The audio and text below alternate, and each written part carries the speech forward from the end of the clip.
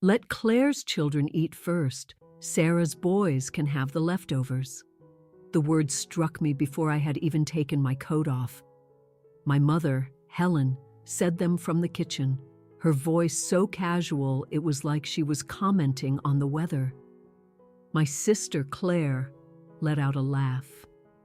It was a high, effortless sound, the kind of laugh that belongs to someone who's never had to wait for anything in their life. I glanced past the doorway into the dining room where my father, Richard, sat at the head of the table. He heard her. He just gave a slight nod, as if this were the most normal, most sensible declaration in the world. And there, in the corner of the living room on the worn-out sofa, sat my sons, Leo and Ben. They were 11 and 9. Their little paper plates were barren. They were staring down at their sneakers, trying to pretend they weren't starving, trying to pretend they hadn't just heard the words that made them feel worthless. I didn't shout. I didn't start to cry. I just felt something inside me click into place. It was a cold, sharp feeling. The warmth I'd walked in with, the flicker of hope for just one single peaceful family dinner, was extinguished. I didn't utter a word. I simply walked over to my boys. I took Leo's hand. I took Ben's hand. They looked up at me, their eyes wide with confusion. I led them straight back out the front door, into the cold evening air. Before we get into the heart of it, please do me a favor and like this video, subscribe to the channel, and drop a comment below letting me know where in the world you're watching from. That drive home was silent for a long, long time. But for me, the past 20 years were screaming inside my head. This moment, the humiliation of my sons, wasn't a new kind of pain. It was just the final one. It was the last straw on a mountain of straws I had been forced to carry since I was a teenager. It all began when I was 17. I'd gotten a job as a waitress at a small local diner. I genuinely loved it. I loved the smell of brewing coffee and the satisfying weight of my own earned tips in my apron pocket. I was saving up for a down payment on a second-hand car. I had almost $400 put away. Then one evening, my father, Richard, had supposedly miscalculated the power bill. "I just don't know what we're going to do, Sarah," my mother, Helen, said. She was sitting at the kitchen table, her head buried in her hands. She always did this. She performed her anxiety. They'll cut the power. And Claire has her big literature final to study for. Claire was 2 years older than me. She was in her bedroom, blasting music. She was not studying. "How much is it?" I asked. $385, she whispered, as if she were announcing a death in the family. I looked at my mother. I looked over at my father, who was just sitting on the sofa, blankly watching television. He wouldn't even meet my gaze. He was letting her do the dirty work. "Family helps family," my mother said. It was her favorite phrase. It was her sharpest weapon. I went to my room. I took the money from the old coffee can where I kept it. I gave it to her. I watched my dream of a car drive away. My mother wrapped me in a hug. "You are such a good daughter," she said. "The best daughter." I didn't feel like the best. I felt hollow. They never paid me back. I had to walk to and from the diner for another 4 months. When I started at community college, I worked part-time as a nursing assistant. I was desperately trying to save up for my full nursing degree at the state university. I lived at home to save on rent. Every single paycheck I earned was split down the middle. Half went to my tuition fund, and the other half went to the household. "Sarah," my father would say, "you're an adult now. You have to pull your own weight." Claire was also an adult. She was also living at home. She was figuring things out. Her idea of pulling her weight was using my shampoo and eating the groceries that I bought. But I kept on doing it. I believed the narrative.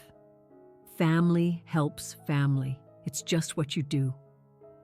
Then came the emergencies. They were a constant feature of my life. When I was 21, my father's work truck needed a new engine. I was in my first year of the full-time nursing program. I had student loan money and a small grant I'd earned. That money was supposed to be for my textbooks and my share of the rent for the tiny apartment I shared with 2 other girls. "I can't get to work, Sarah," my father said over the phone, his voice completely flat. "I guess I'll just have to tell my boss I'm quitting." It was emotional blackmail, plain and simple. "Your father is so stressed out," my mother whispered to me later that day. "His blood pressure. It's not good for his heart." I used my textbook money. I gave him $2,500. I had to tell my roommates I was broke. I lived on instant noodles and cheap cereal for months. I photocopied chapters from the library's copy of the required textbook. I passed all my exams, but I was perpetually exhausted. I was always so tired. Then Claire needed a dental implant. She didn't have insurance. She didn't have a job. "She's in so much pain, Sarah," my mother cried into the phone. "She can't even sleep at night." I was 24. I had just gotten my first real nursing job. That first paycheck felt incredible. It was the first time in my entire life I had felt a sense of stability. That feeling lasted for about 6 hours. I paid for the implant. I paid for the crown that went on top. Every single time I got a raise, they had a brand new crisis. Every time I got a bonus for working a holiday shift, the water heater broke. Every time I mentioned I was putting a little money into my savings account, the property taxes were suddenly higher than expected. I was their emergency fund. I was their safety net. I was their provider. I met my husband, David, during this period. He was a good man, a construction manager. He was steady and calm and saw exactly what was happening. "Sarah," he would say gently, "you know they're taking advantage of you, right? It's just family helps family," I'd reply, but the words sounded weak, even to my own ears. "That's supposed to be a two-way street, honey," he said, but it never was. When David and I got engaged, we wanted a small, lovely wedding. We were paying for it entirely ourselves. I didn't ask my family for a single dime, but my mother called me, weeping. "Claire's car just died on the highway," she said. "She's stranded. She has no way to get Mia to daycare." Claire now had a daughter from a relationship that hadn't lasted. My parents were helping her raise the child. "Mom, I'm trying to plan my wedding," I said, my stomach twisting into a knot. "I know, honey, I know. You're doing so well. We're all just so proud of you. But we're in a real bind, just a small loan, $2,500 for a down payment for her. We'll pay you back, I swear." I knew it was a lie. I knew I would never see a cent of that money. But I did it. I took $2,500 from our wedding fund. Our wedding became a backyard barbecue. It was nice, I guess, but it wasn't what I had dreamed of. I stood there, in a simple white dress from a department store, and I watched my father drinking a beer. I watched my mother doting on Mia. I watched Claire showing off her new, shiny, used car. My car, the one I had paid for. I pushed the feeling down. I pushed it all down. I smiled. I said my vows. I told myself it was the last time. It wasn't. It wasn't even close. It was just the foundation. I was building a house where I was the basement, and everyone else lived on the sunny upper floors. I was the one holding everyone up in the dark, and nobody ever wanted to come downstairs. Claire wasn't just my sister. She was the golden daughter. I was the responsible one. That's how it had always been framed. Being responsible meant I got to do all the work. Being golden meant Claire got to shine. When we were children, she took ballet lessons. I was told to take a typing class to learn a useful skill. "Claire is such an artist," my mother would say, beaming, as Claire twirled around in a cheap, sparkly costume. "Sarah is so practical," my father would say, patting me on the head. She's a smart girl. Smart meant I was boring. Practical meant I was invisible. Her dance recitals were major family events. Everyone came. Grandparents, aunts, uncles. They all cheered. They brought her flowers. My middle school science fair project, the one that won first place in the entire district, my parents forgot to attend. "Oh, honey, the traffic was just awful," my mother said later. "I brought my blue ribbon home." "That's nice," my father said, not even looking up from his newspaper. I learned my lesson early. My achievements were to be quiet. Her attempts were to be celebrated. When she got older, absolutely nothing changed. She was finding herself. I was finding a way to pay their bills. Then came the kids. Claire had Mia first. The world stopped. My mother, Helen, practically moved in with Claire for 6 weeks. She cooked, she cleaned, she cooed over the baby. "She's such a perfect baby," my mother would say. "She's a Miller through and through." My parents' house became a shrine to Mia. Photos all over the fridge, photos on the mantle, framed 8 by 10s on the walls. Mia is so artistic. Mia is so advanced for her age. Mia has Claire's beautiful eyes. A few years later, Jake was born. It was the exact same story. Another perfect grandchild. I loved my sister's kids. This was not their fault. They were just children, but I hated what they represented. They were the real grandchildren. 2 years after Mia was born, I had Leo. I was so excited. I wanted my son to have the big, loving family I never really felt I had. I wanted grandparents who would dote on him. David and I brought Leo home from the hospital. My parents came over. They stayed for 10 minutes.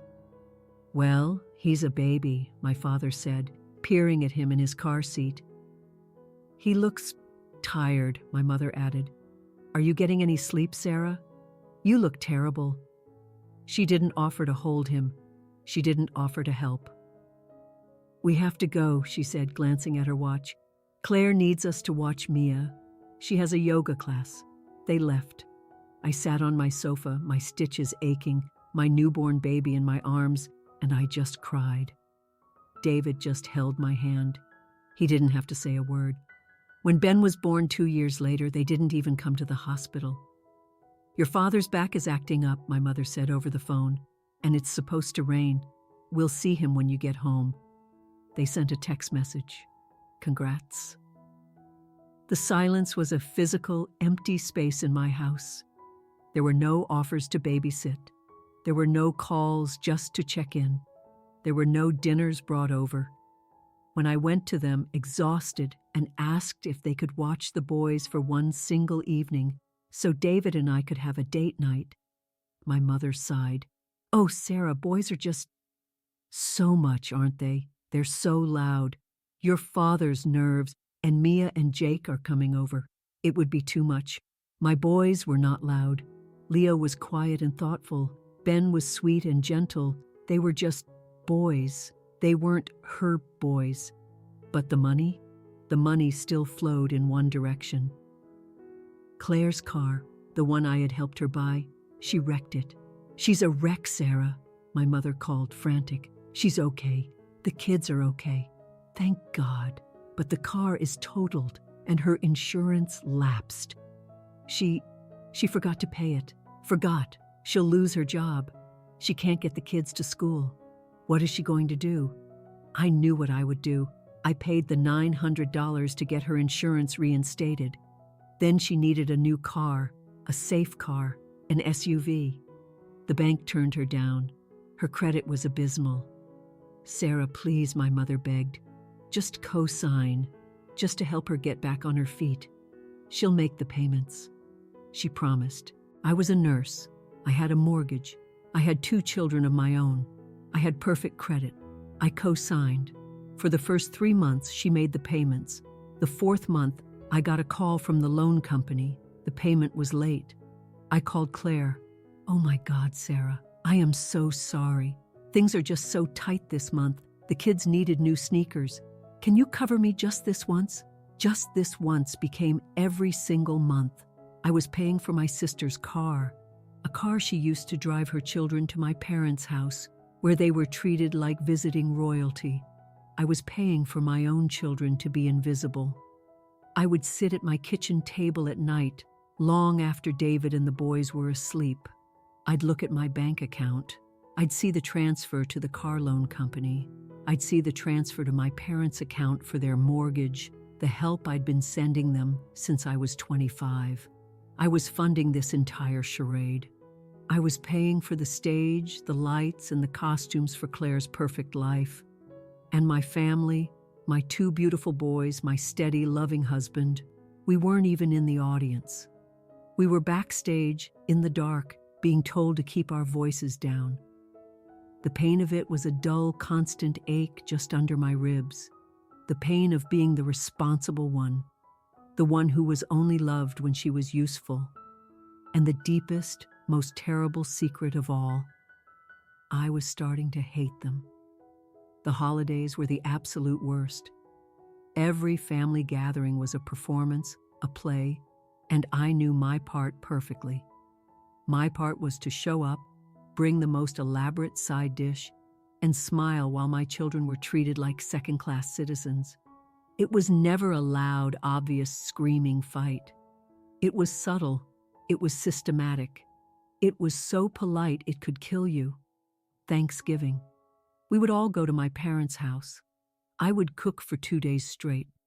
I'd bring a sweet potato casserole with homemade marshmallow topping, bacon-wrapped green beans, and a pecan pie from scratch. My mother, Helen, would cook the turkey. Claire would bring a bottle of wine. "Oh, Claire, this wine is perfect," my mother would gush. "Sarah, can you put that food in the kitchen and find some serving spoons?" My sons, Leo and Ben, would walk in quietly. They knew the drill. "Hi, Grandma, hi, Grandpa," they'd say. "Oh, hello, boys," my mother would reply, not looking up from where she was fixing Mia's hair bow. "Go watch TV in the den." Then Mia and Jake would run in, screaming with excitement. "There they are," my father would bellow, his face lighting up. Grandpa's favorites. He would sweep them up in his arms. He would have presents for them, just a little something, little somethings, a new video game, a new doll. My boys would just watch. They never got just a little something. Then, dinner. Mia and Jake sat next to my parents, always. Leo and Ben were seated at the far end of the table. Then came dessert. This was the part I despised most. My mother would bring out the pumpkin pie. "Okay, kids," she'd announce. "Who wants pie?" Mia and Jake would scream, "Me, me." "Mia, you get the first slice," my mother would say. "Jake, which piece do you want? The big one?" They would get the first, best, perfect slices. Leo and Ben would be sitting there holding their empty plates. "Now, boys," my mother would say, looking at what was left, the cracked pieces, the messy ones from the center. "You know you have to be patient. You have to wait your turn." Their turn was always last. Their turn was always for the leftovers. One year, Leo, who was 8 at the time, said, "But Grandma, I was here first." The entire table went silent. My mother stared at him. "Leo, that is not a nice way to talk. You must learn to share. Your cousins are younger than you." Mia was 6 months younger. "Share the pie with Jake?" "Leo," my mother instructed. She cut the last broken piece in half and put the slivers on their plates. I watched my son's face just fall. He stared at his plate. Claire just sipped her wine. My father cleared his throat. I wanted to scream. I wanted to grab the entire table and flip it over. But I didn't. I just sat there. I ate my pie. It tasted like ash.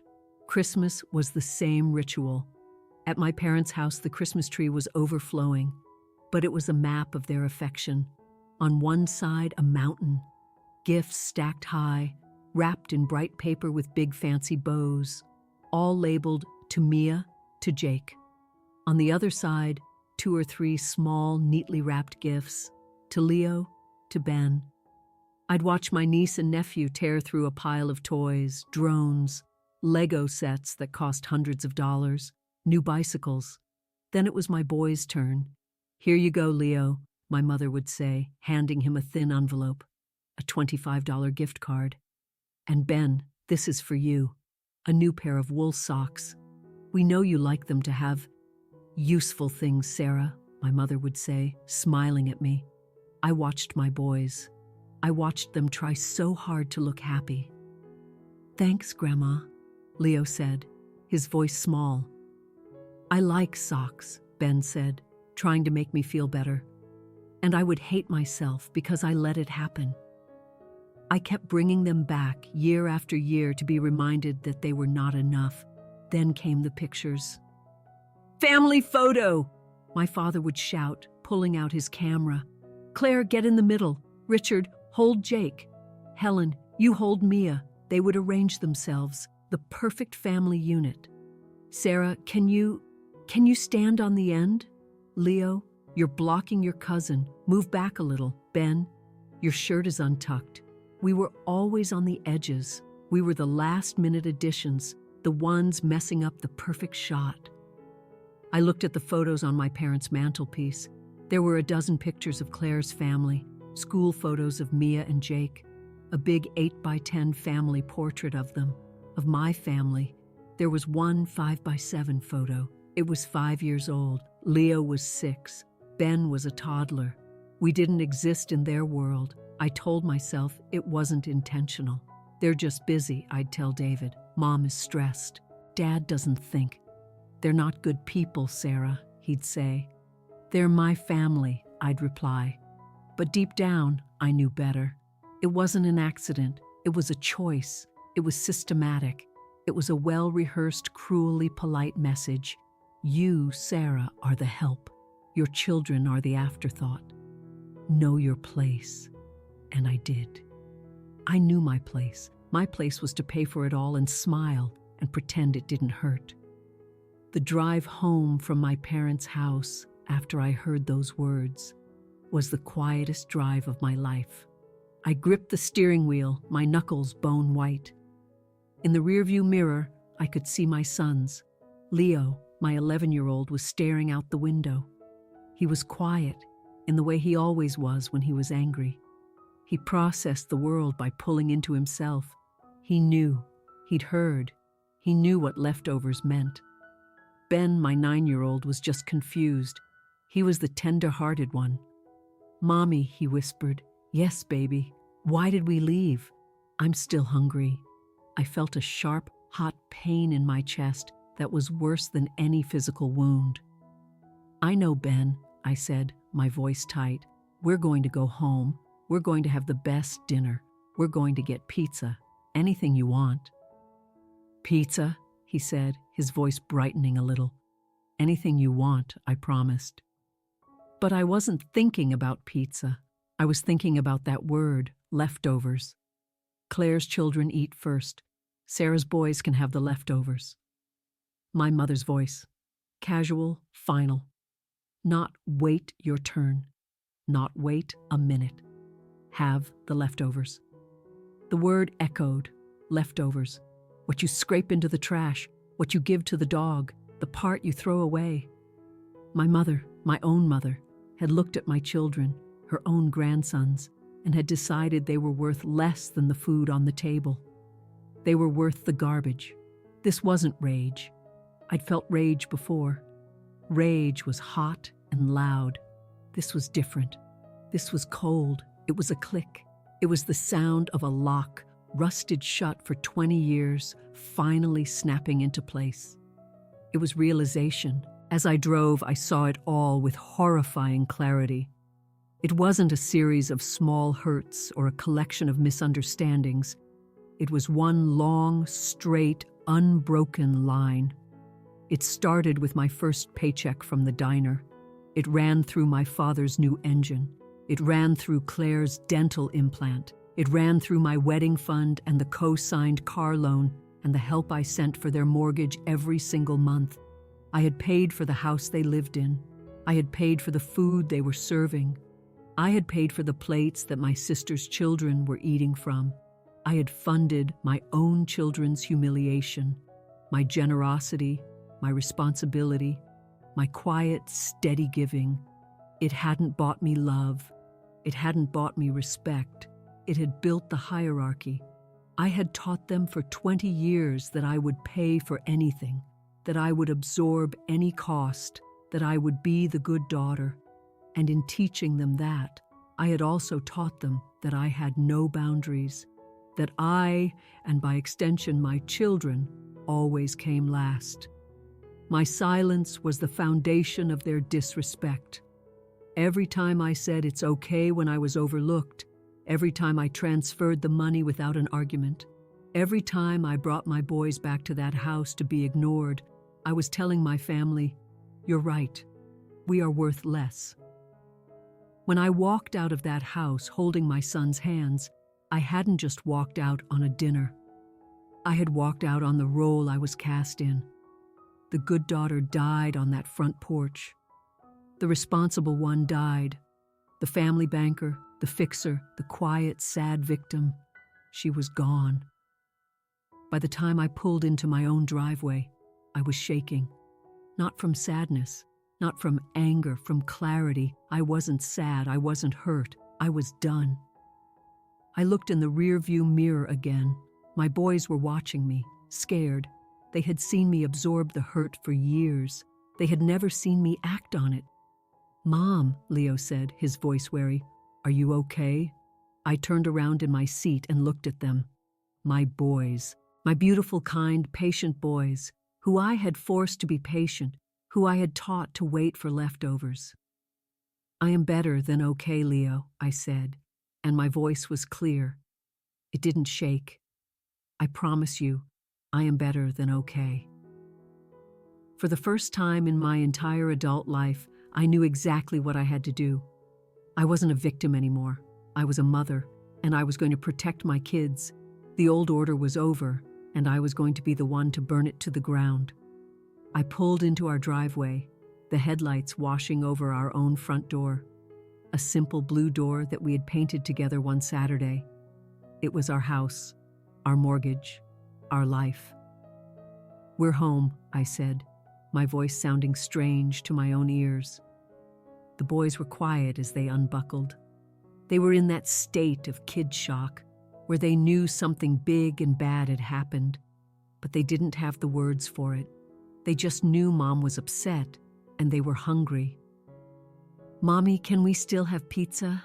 Ben asked, his voice small as we walked up the pathway. "We are going to have the best pizza you have ever had," I said, forcing a strength into my voice that I was only just starting to feel. "We are getting two with any toppings you want." "Even bacon?" Leo asked, a flicker of hope in his eyes. "Even bacon and extra cheese." We walked inside. Our home was small, but it was ours. It was quiet. It smelled like us. David's work boots were by the door. His coat was on the hook. He was in the kitchen, sorting through the mail. He looked up when we came in, an instant smile on his face that faded as soon as he saw mine. He didn't look at the boys, he looked right at me. He read the entire story in the set of my jaw. He didn't have to ask what happened. He just nodded, like he'd been expecting this day for years. "Hey guys," he said, his voice deep and calm. "You know what? I am starving. I was just thinking about pizza." "Mom said we can get extra cheese," Ben said, running over to hug his dad's leg. "Well then, we better do it right," David said, scooping Ben up. "Leo, grab the tablet. You're in charge of the order."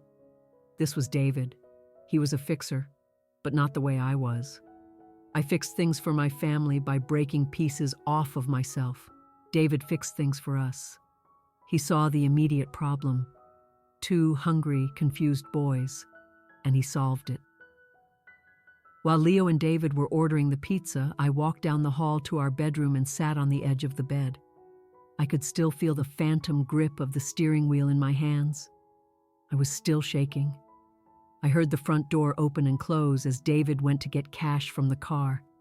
The pizza was ordered. David was now taking the boys into the living room. "Okay, whoever finds the remote control gets to pick the movie," I heard him say. He was giving me space.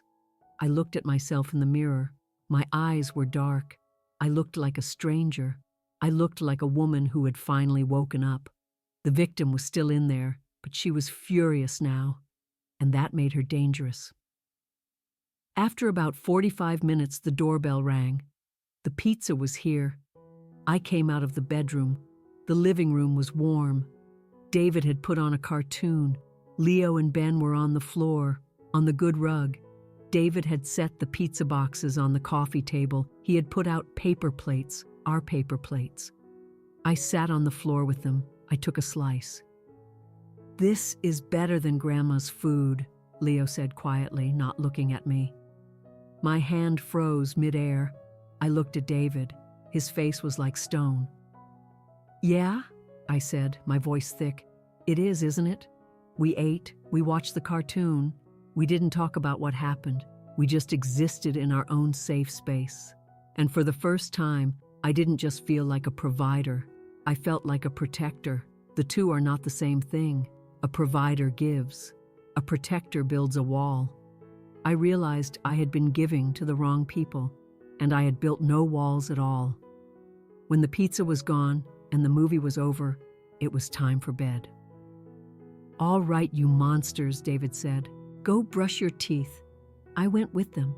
I tucked Ben in first. He was already half asleep. He wrapped his arms around my neck. "Love you, Mommy. I love you, my sweet boy. So much." "Is Grandma mad at us?" he whispered. The pain was so sharp I almost gasped. My son, my 9-year-old son, thought he was in trouble. He thought he had done something wrong. This is what I had allowed. I pulled back and looked him right in the eyes. "No, Ben, Grandma is not mad at you. You did nothing wrong. You and Leo did nothing wrong. Do you understand me?" He nodded, his eyes wide. "This is not your fault," I said. "This is my fault. I let this happen, and I am so, so sorry. It will never, ever happen again." He just nodded. I kissed him on the forehead. I went to Leo's room. He was 11. He was different. He knew more. He was sitting on his bed, waiting. He had already brushed his teeth. I sat next to him. "You heard what Grandma said, didn't you?" I asked. He nodded. He wouldn't look at me. He just looked at his hands. She said we had to wait for the leftovers." He said the word so quietly. "Leftovers." "Yes," I said. "She did." "Why does she hate us?" he asked. "I am a nurse. I have seen death. I have held the hands of dying people. I have seen families torn apart by tragedy, but no single moment in my life, no wound, no loss, ever hurt as much as that question from my son." "Oh, Leo," I whispered. I pulled him to me. He was stiff at first, and then he just collapsed against me. He put his head on my shoulder, and he started to cry. He wasn't a crier. He was my tough, quiet boy, and he was sobbing. "She doesn't hate you," I said, rocking him. "She doesn't. This isn't about you. It's about me. And it's about your Aunt Claire. It is a long, stupid, old story, and it has nothing to do with you or Ben. She loves Mia and Jake more," he choked out. "Yes," I said the truth. It was the only thing I had left. "Yes, she does. But that is her problem. It is her mistake. It is not because you are not lovable. It is because she is broken." He cried for a long time. I just held him. I let him get it all out.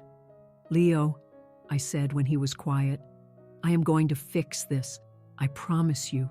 You will never, ever have to go back there if you don't want to.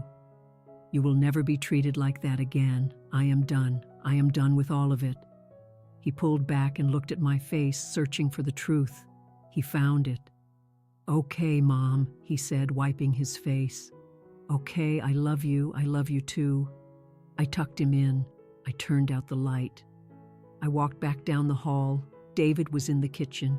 He had cleaned up the pizza boxes. He had poured 2 glasses of water.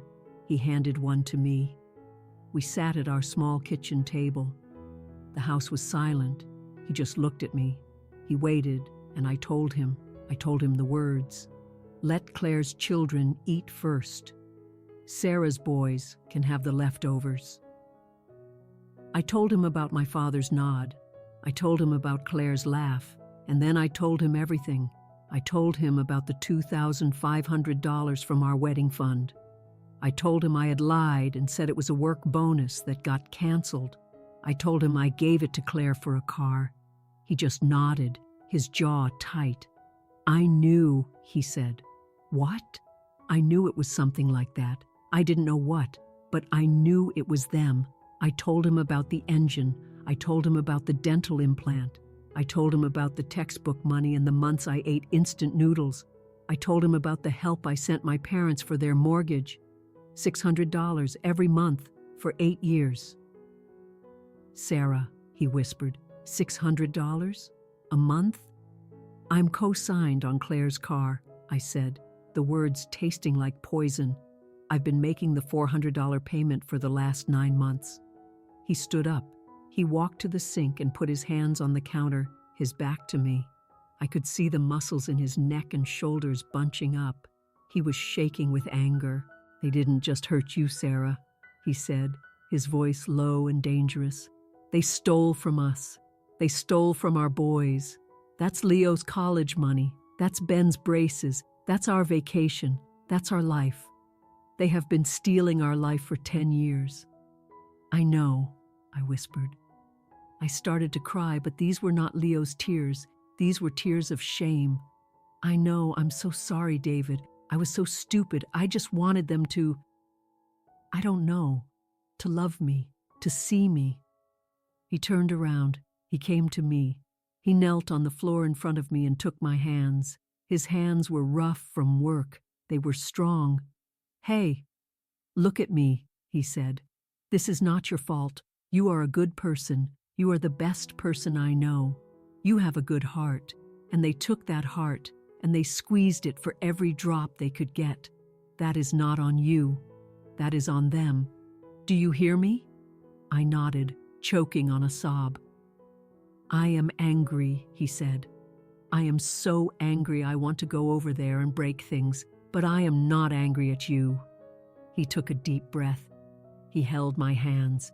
So, he said, his voice steady again, what do you want to do? That question. It wasn't what are we going to do. It wasn't you need to fix this. It was what do you want to do? He was giving me the power. He was giving me back the control that had been taken from me and that I had given away my entire life. I looked at my husband, my partner, the man who saw me. My tears stopped. The shaking stopped. That cold, sharp, crystal-clear click from the car came back. I'm done, I said. Okay, he said. Done how? I'm done paying. I'm done being their emergency. I'm done being their safety net. I am done being the responsible one. I'm done. Okay, he said again, a small, hard smile on his face. I stood up. I walked over to the little desk in the corner of our kitchen. I opened my laptop. The screen was a bright white light in the dark room. David stood beside me. He didn't hover. He was just there, a silent, solid presence. He refilled my glass of water. What's first? He asked. First, I said, I need to see it. I opened a blank spreadsheet. I didn't need to look up most of it. The numbers were burned into my memory. They were ghosts that lived in my bank account. I took a notepad, a real yellow paper notepad, and a pen. I drew a line down the middle. At the top of the left column, I wrote them. At the top of the right column, I wrote US. For 20 years, the them column was the only one that mattered. I started to write. I had to see the full, ugly truth of it. Dad's truck engine, 2008, $2,500. Claire's dental implant, 2010, $1,500. I stared at the last 2 items. Those were the ones that were still bleeding. Those were the active, open wounds. Okay, I said. I logged into my online banking. My fingers were steady. I went to the automatic payments tab. I saw it. Payment, Miller Mortgage, $600, scheduled, first of every month. My mouse hovered over the delete button. A small, weak voice in my head whispered, "But what will they do? They'll lose the house. It's your family." I thought of Leo's face. Why does she hate us? I thought of Ben's whisper. Leftovers. I clicked the button. A box popped up. "Are you sure you want to delete this scheduled payment?" "Yes," I said out loud. I clicked confirm. The page refreshed. The payment was gone. A feeling washed over me. It wasn't joy, it was terror. The terror of jumping out of a plane. And then, relief. I was breathing. I hadn't realized I'd been holding my breath. "One down," David said, his hand on my shoulder. "Next," I said. I pulled up the account for Claire's car. It was a separate login to a terrible loan company. I was the co-signer, but I had the login because I was the one paying. Payment, $400, scheduled 5th of every month. I clicked delete. "Are you sure?" I clicked confirm. That one was gone. "Sarah," David said gently, "you know what co-signing means. If she doesn't pay, they come for you, and it'll hit our credit." "I know," I said. "Let them come. Let her default. I am not paying one more cent for her to drive her favorites to my mother's house. Our credit can take the hit. It's just money." He smiled. "That's what I used to say to you." "I know. I'm a slow learner." "Now for the hard part," I said, pointing to my savings. I had 2 savings accounts. One was labeled Leo Ben College Fund. It had $5,200 in it. It was what we could spare. The other was labeled Family Fund. David pointed at the screen. "What's that? Family Fund?" I felt the shame creep back in. It was my emergency fund. For them. For them, he repeated. He didn't say it meanly. He just stated it as a fact. "I put money in it every time I got an overtime shift," I admitted, "in case the water heater really broke. Or my dad's blood pressure. Or in case Claire needed a new pair of shoes," he finished. Yes. The family fund had $9,400 in it. I looked at the $5,200 for my sons. I looked at the $9,400 for my parents and sister. The math of my life was right there. The math of my worth. "Sarah," David said, "what are you doing?"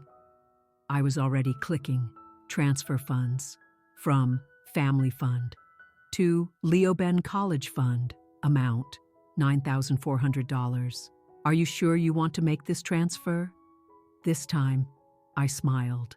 I am more sure of this than anything I have ever done in my life. I clicked confirm. I watched the numbers change. Family Fund, $0. Leo Ben College Fund, $14,600. I turned to David. Now it's for our family. I burst into tears, but these were not the tears of shame or the tears of my son. These were tears of relief. It was like lancing a wound. It was the poison, 20 years of poison, finally leaving my body. David didn't just hold me. He held me up. He held me while I sobbed for the 17-year-old girl who gave up her car money. He held me for the 21-year-old who ate noodles for months. He held me for the bride in the cheap dress, and he held me for the mother who had finally chosen her children. "It's done," I whispered when I was finished, wiping my face. "It's all done." "No," he said, his voice soft. "It's not. This was the easy part." I looked at him, confused. "This," he said, tapping the laptop, "this was just clicking buttons. Now comes the storm, Sarah. Now comes the backlash. They are not going to go quietly, I know. They are going to yell. They are going to cry. They are going to tell you that you are selfish and a terrible daughter and that you are tearing the family apart. I know. They are going to try to make you the victim so you'll forget that you were the victim all along." I nodded. He was right. This was my mother's specialty, the performance of her own suffering.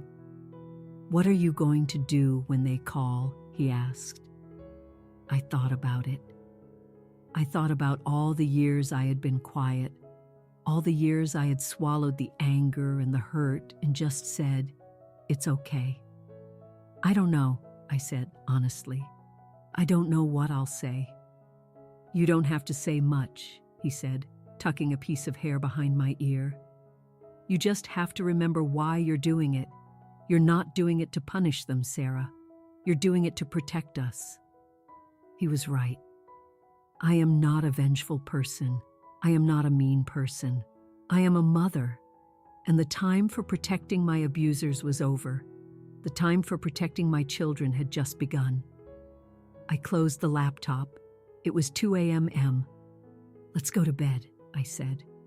For the first time in my adult life, I went to sleep without a single dollar of my money earmarked for someone else's emergency. I slept. I slept deeply. I didn't dream. The first 48 hours were silent. It was the most peaceful and the most terrifying silence of my life. I took the boys to school. I went to work at the hospital. I joked with the other nurses. I came home. I made dinner. I was waiting for the explosion.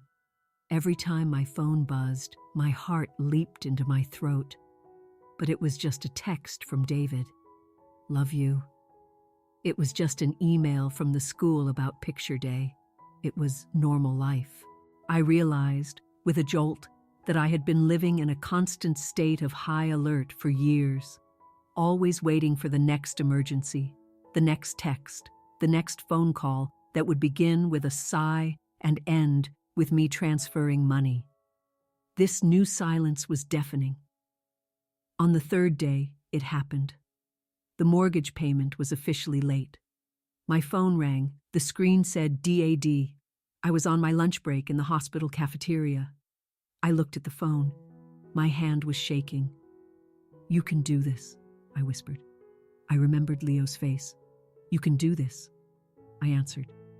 "Hello? Sarah." My father's voice. He sounded confused, annoyed. "Something's wrong with the bank." That was how he started. Not "Hi, Sarah." Not "How are you?" Not "Hey, why did you and the boys run out of dinner the other night?" He didn't even mention it. It was so unimportant to him, it hadn't even registered.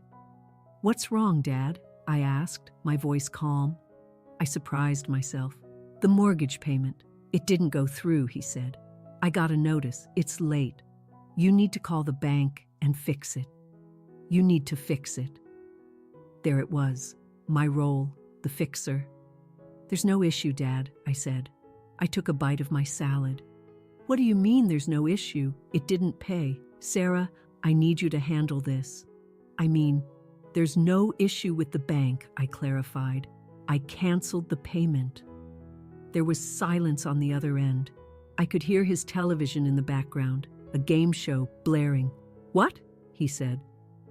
"I canceled the automatic payment," I repeated. "I'm not paying it anymore." You canceled it? What does that mean? Is this some kind of mistake?" "No," I said. "It's not a mistake. I'm not sending you $600 a month anymore. I'm done." "Sarah, what are you talking about?" His voice was rising, the confusion rapidly turning into anger. "You can't just stop. We rely on that. Your mother thinks the furnace is making a funny noise." "Then you'll have to call a repairman, Dad," I said. "I'm not paying for that either. What the hell is this, Sarah? Is this about the other night? Your mother was just trying to get the kids settled. You're being too sensitive." "Too sensitive?" "You let Mom tell my children to wait for leftovers, Dad," I said, and my voice was cold. It was steel. "You sat there, you nodded, you agreed. That's not—" "She didn't mean it like that," he stammered. "It doesn't matter how she meant it. It matters that she said it. It matters that you all think it. My children are not afterthoughts. They are not second best. And I am not going to pay you to treat them like they are. You can't do this. We rely on you. You're the responsible one." "Not anymore," I said. "I have to go, Dad. My break is over. Sarah, don't you hang up on me. Sarah!" I hung up the phone. I sat there in the bright, noisy cafeteria. My heart was hammering, but I wasn't crying. I wasn't scared. I felt strong.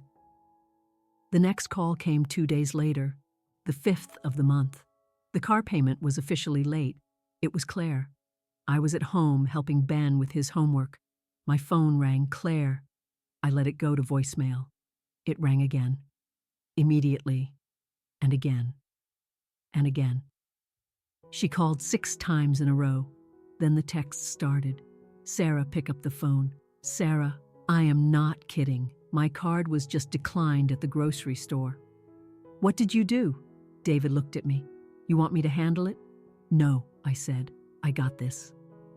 I waited. A few hours later, my phone rang again. This time I answered. It was not a hello. It was a scream, a high-pitched, hysterical shriek. "Sarah, what did you do?" "Hello, Claire," I said. I put the phone on speaker and continued to chop vegetables for dinner. "Don't you, hello, Claire, me. My car payment, it didn't go through. And I went to the bank to try and get a loan and they said my credit is frozen. They said the cosigner, you blocked me. You're ruining my life." Her life. "I didn't block you, Claire," I said, my voice as even as the carrots I was chopping. "I just stopped paying your bill. It's your car. You're supposed to be paying for it. I can't afford this. You know that. I have kids.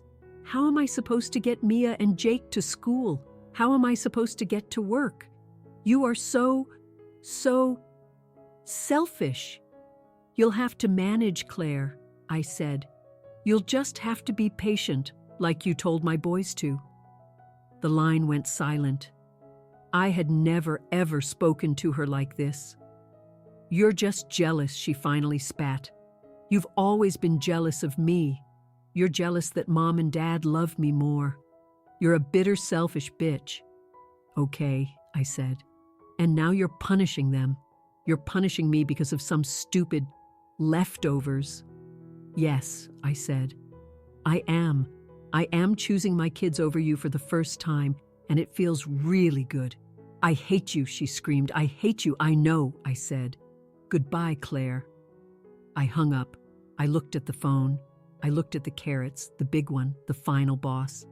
That was next. It came that night. My phone rang. It was a FaceTime call. Mom. This was it. The performance. I propped the phone up on the counter. I hit accept. Her face filled the screen.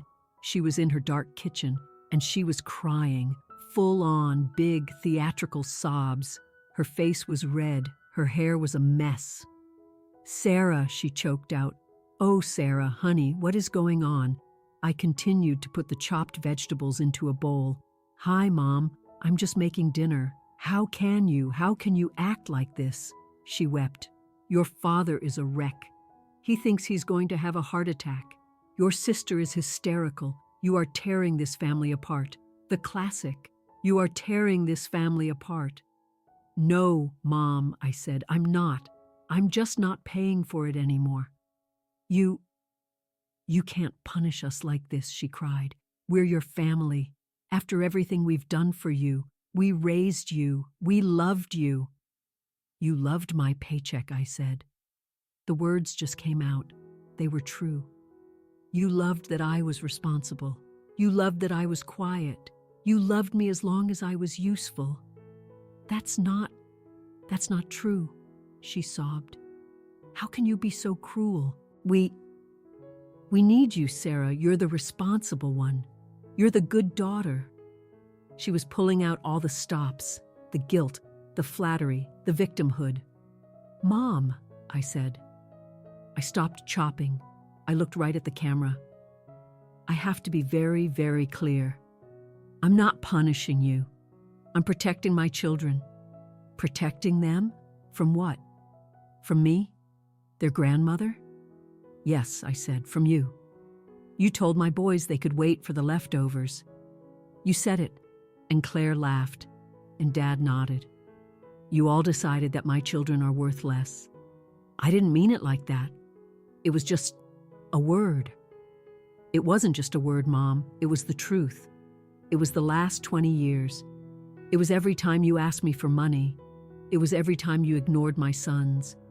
It was every time you praised Mia and Jake and told Leo and Ben to be patient. I am done being patient. And they are done waiting. Her face changed. The crying stopped. Just for a second. I saw the flash of anger. The real Helen. You are a very selfish, very ungrateful girl, Sarah, she said, her voice hard as flint. Then I guess I'm an ungrateful girl, I said. I have to go. I have to feed my family. Goodbye, Mom. I hit end. The kitchen was quiet. David was standing in the doorway. He had been there the whole time. He just looked at me. He didn't say anything. He just came over and he kissed me. He kissed me like it was the first time. I have never been more proud of you, he whispered. Let's eat, I said. My hands were shaking, but I was smiling. The weeks that followed were a strange, new kind of quiet. The angry calls stopped. The hysterical texts stopped. After that final 3-part backlash, my family went silent. It was as if I had died, or more accurately, as if the bank had finally closed. The ATM was no longer in service. At first, I felt a strange sense of loss. It was the feeling of an amputated limb. Even if it was sick, even if it was killing you, its absence was a new kind of pain. But then other things started to happen. Good things. David and I sat down with our budget. It was the first time we had ever done this without the secret, invisible Miller tax applied to it. We looked at the numbers. $1,000, David said, staring at the notepad. We have an extra $1,000 a month. That was the $600 from my parents' mortgage and the $400 from Claire's car. It was an incredible amount of money. What do we do with it? He asked. I know exactly what to do with it, I said. The next Saturday, I took Leo to the bike shop. His old one was rusty, the chain kept slipping. He'd been asking for a new one for a year, and I'd kept saying, We'll see, honey. We have to save. We walked into the store. Go ahead, I said, pick one. He looked at me, his eyes wide. What? Pick any one you want. He walked over to a shiny blue mountain bike. It was the kind of bike his cousins would have gotten, no questions asked. I bought it for him. Then, I took Ben to an art supplies store. I bought him a real set of drawing pencils and a thick, high-quality sketch pad. I showed him that his passion was worth investing in. I took the drawings he made and I bought frames. Nice, simple, black frames. I hung them in our hallway. Our hallway became a gallery of Ben's work. It was the opposite of my parents' mantelpiece. My house was becoming a shrine to my children, and my boys, they began to bloom. It was subtle at first. Leo, my quiet, angry boy, started talking more. He'd come home from school and tell me about his day. He'd ride his bike to his friend's house. He was building his own world, a world where he was the main character. Ben, my sweet, tender-hearted boy, got louder. He would sing.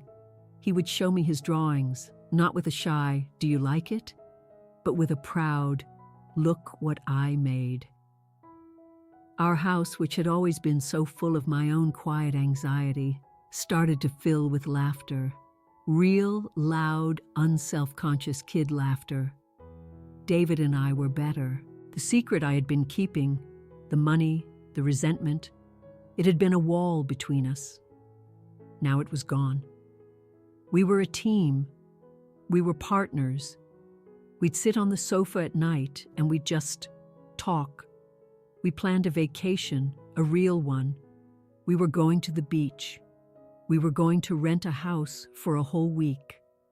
Meanwhile, the old order I had propped up for so long was falling apart.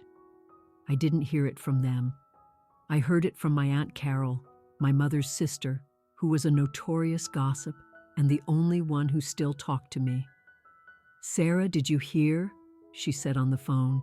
"Your parents, they're selling the house." I held my breath. What? Selling it? Can't afford the mortgage, apparently. Richard's hours got cut at work and, well, they're just in a bind. They're moving to that new condo development over by the highway, a tiny 2-bedroom place, the house I'd grown up in, the house I'd been paying for.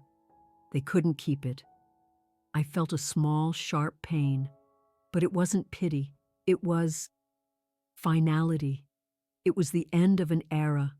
The big dining room, the scene of the crime, it was going to be gone. And Claire, my aunt continued, her voice full of drama, she lost the car. They repossessed it. Right out of her driveway. She had to get a second job. She's waitressing at the old diner. The same diner where I had worked when I was 17. The irony was so thick I could have choked on it. Claire, the golden daughter, was slinging hash. She was earning tips. She was, for the first time in her 39 years, pulling her own weight. For the first time, they all felt the weight of self-reliance.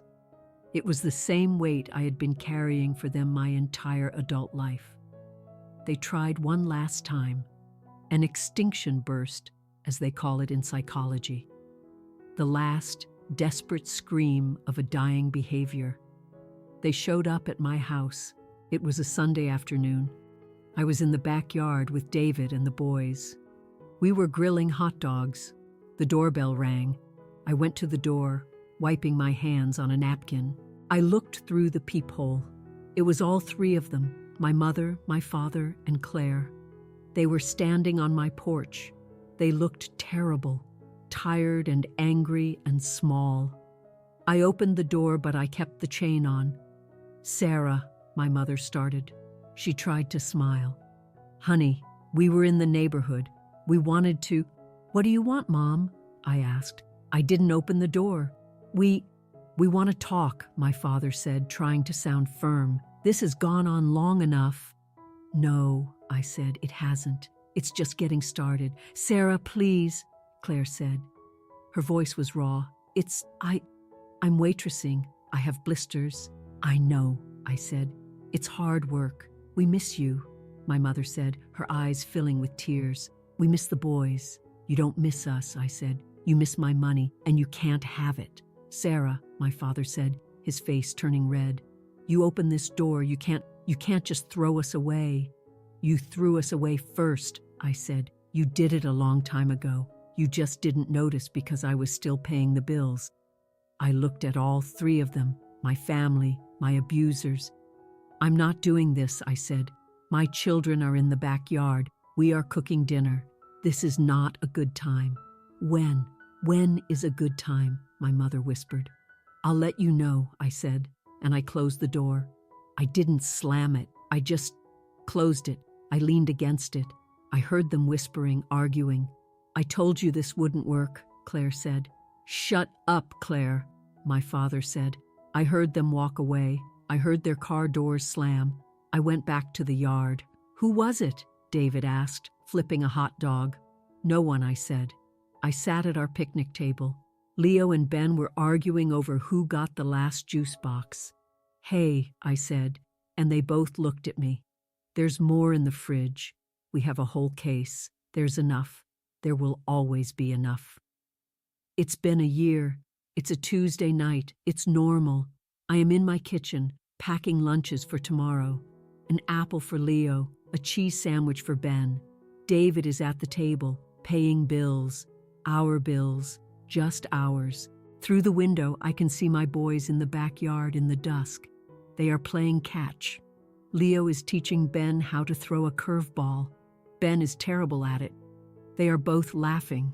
It is so quiet. It is so peaceful. My phone buzzes on the counter. I pick it up. It's a text message from a number I don't have saved, but I know who it is. It's from my mother. "Happy birthday, Sarah." I stare at the 3 words.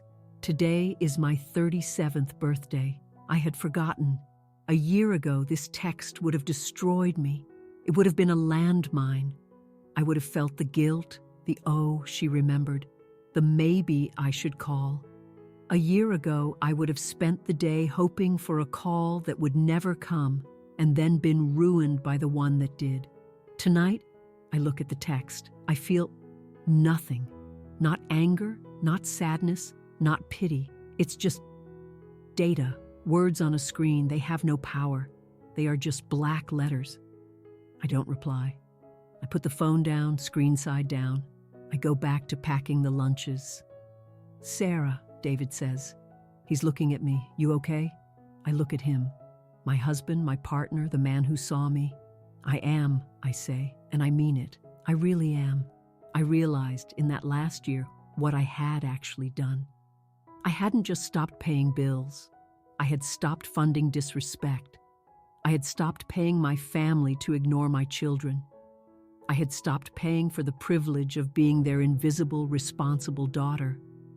I had been buying their love, or what I thought was their love, and it was a terrible, one-sided transaction.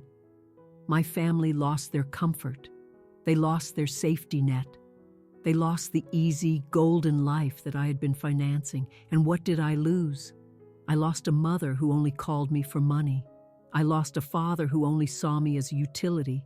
I lost a sister who hated me for the very support she demanded. I didn't lose a family. I lost a group of people who were using me. And what did I gain? I gained my sons. I gained their laughter. I gained their confidence. I gained a house where second helpings are just helpings. I gained my husband. We are a fortress now. We are an us. I gained myself. I am not the good daughter anymore. I am not the responsible one.